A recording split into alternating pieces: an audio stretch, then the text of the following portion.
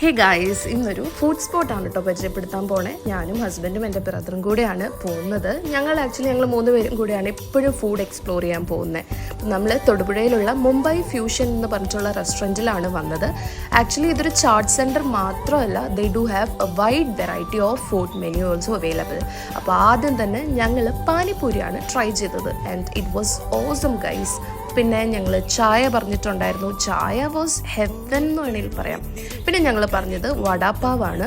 ആ ഒത്തൻറ്റിക് ആയിട്ടുള്ള ബണ്ണിൻ്റെ ആ ടേസ്റ്റും അതിലൊക്കെ ഉപരി നമ്മുടെ ആ റോസ്റ്റഡ് ചില്ലി ഉണ്ടല്ലോ, അതിൻ്റെ ആ ടേസ്റ്റാണ് എടുത്തു പറയേണ്ടിയിരുന്നത്. എൻ്റെ കൂടെ വന്നവർ പറയുമായിരുന്നു ചില്ലി തീർക്കല്ലേ എന്ന്. സോ നെക്സ്റ്റ് നമ്മുടെ സ്വന്തം ദഹി പൂരി. ആ ദഹി ഉണ്ടല്ലോ ഭയങ്കര ഫ്രഷ് ആയിരുന്നു.